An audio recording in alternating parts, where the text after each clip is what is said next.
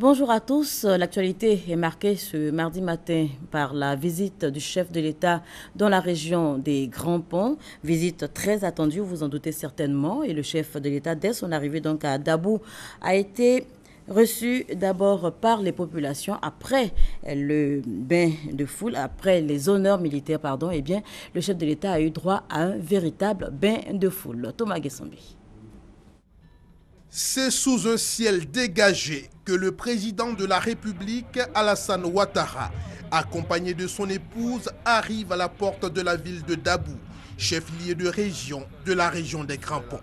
Toujours en pointe, le monde militaire l'accueille par des honneurs, avant les premières poignées de main avec les quelques personnalités venues à ce premier point d'accueil.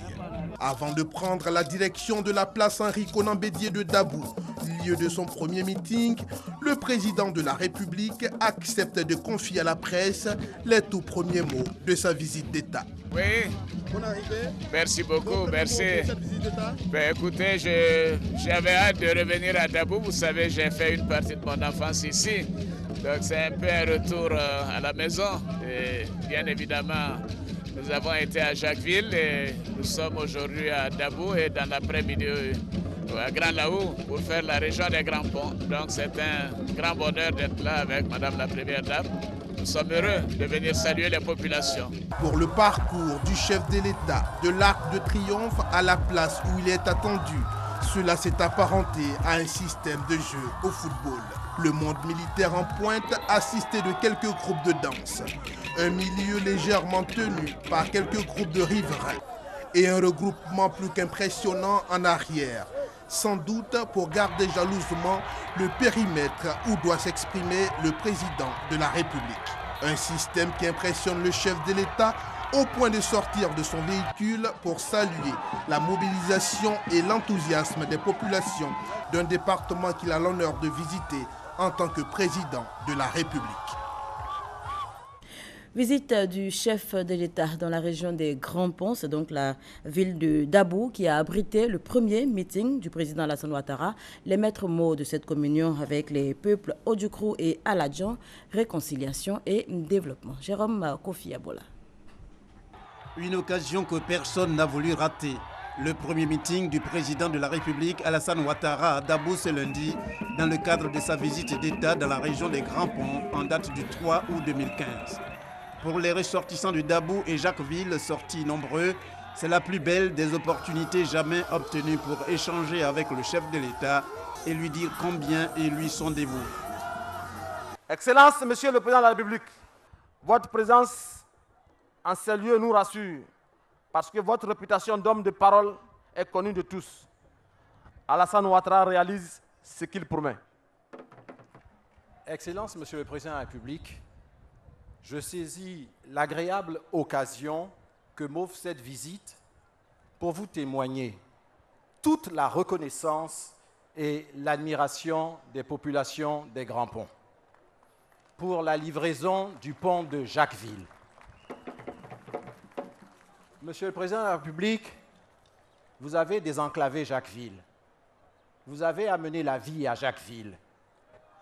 Les populations des Grands Ponts vous remercie pour votre accord au projet de construction du centre hospitalier régional de Dabou le 21 mars lors de votre passage à Jacquesville. Monsieur le Président de la République, le peuple du Daboutou constate avec bonheur et fierté qu'à moins de 5 années de gouvernance, vous avez redoré le blason de notre pays à travers le monde. Cette bonne gouvernance vaut aujourd'hui à la Côte d'Ivoire respect et admiration. Non sans présenter des doléances en rapport avec les difficultés liées au développement de la région, comme en des circonstances semblables, Dabou et Jacquesville, par le truchement de leurs représentants, ont offert au président de la République des présents. Il s'agit, outre des vivres, des non-vivres, entre autres des pagnes kita, des cannes et des chaises pour la royauté et la noblesse, ainsi que des parures dignes de l'illustre hôte. Pour sa part, le président Alassane Ouattara a fait don de véhicules de type 4x4, notamment pour le corps préfectoral, la police et la santé, avec l'offre par la première dame d'ambulance et d'engins de lutte contre l'insalubrité, en plus du don en numéraire de 19 500 000 francs CFA. Des gestes tels des prémices de réalisation en vue du développement que le président de la République veut pour les Ivoiriens dans toutes leurs composantes. Et en la matière, à Dabou, comme dans les régions déjà visitées, le chef de l'État a indiqué poursuivre ses actions sans lésiner sur les moyens. Nous devons développer cette belle région proche d'Abidjan et nous allons lancer un nouveau programme d'investissement dans la région. Ces investissements permettront l'électrification de 22 localités d'au moins 500 habitants dans la région de Grand Pont avant fin 2016 pour un montant de 3 milliards de francs CFA. La construction du centre hospitalier régional de Dabou, la construction de 162 salles de classe, la réhabilitation de 319 salles de classe et de 4 collèges, la création d'universités et de grandes écoles dans la région, la promotion du secteur agro-industriel. Oui, ces doléances, bien évidemment, sont importantes. Et je peux vous dire que ces doléances seront prises en compte dans le cadre du Plan national de développement 2016-2020. En matière d'infrastructures routières, nous ferons en sorte que tous les chefs-lieux de département soient reliés par le bitume. Nous savons que la côtière est totalement abîmée. Nous allons construire une nouvelle autoroute pour Abidjan-San Pedro, 370 km, passant par Dabou bien évidemment, pour un montant de 740 milliards de francs CFA. Les recherches de financement sont bien avancées. Voyez-vous, nous avons trouvé malheureusement un pays en ruine, avec une destruction indescriptible. Et ces 4 années nous ont permis de remettre les Ivoiriens au travail. Et je voudrais dire que nous continuerons ce travail. Le président Alassane Ouattara a une fois de plus saisi l'occasion pour en appeler à l'entente et à l'union de tous les Ivoiriens au nom de la paix, qui est un préalable à tout développement. Il a par conséquent exhorté les peuples à Gukrou et à Lagnan à plus d'amour pour la réconciliation nationale, si nécessaire au bien-être et au bonheur de tous. Voilà, de bonnes nouvelles donc pour le peuple du Léboutou qui évidemment plaçait beaucoup d'espoir en cette visite présidentielle. Je vous propose à présent quelques réactions après le message du chef de l'État. Nous, on a toujours eu confiance en ce monsieur. Parce que depuis qu'il est au pouvoir, le pays bouge. Nous qui voyageons un peu partout dans la sous-région, nous savons que nous avons pris le dessus sur les autres pays. Grâce à son implication personnelle, permettre à cette urgence de coller, prendre sa place dans un pays qui est en train de rentrer dans un développement sûr. Pour Dabou, j'ai envie de dire en même temps que c'est un retour vers l'avenir. Parce que vous savez que les visites du président, les visites d'État, c'est surtout des visites de développement. Donc le président apporte beaucoup de choses. C'est un nouveau départ pour la ville de Dabou. Il était important pour le président de la République de venir ici, non seulement pour communier avec le peuple du Léboutou, mais également avec les frères et sœurs de la région de Grand Pont.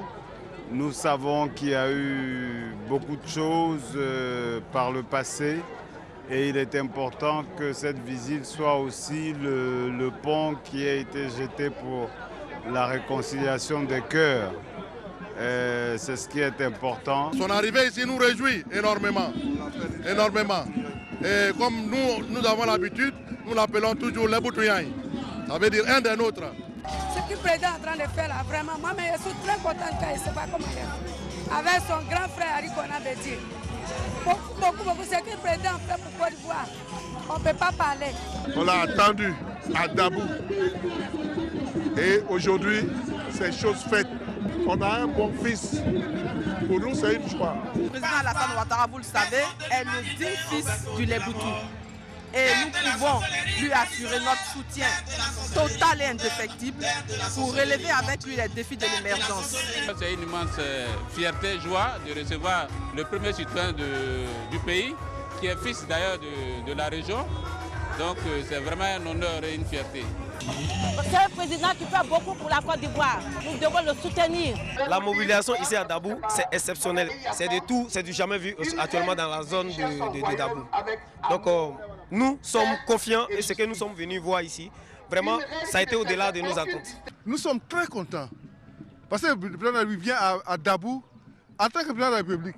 Même que tu sois dans notre parti politique, tu dois être là. Et c'est pour ça que nous sommes là. Nous sommes contents de le recevoir. Et il est chez lui ici.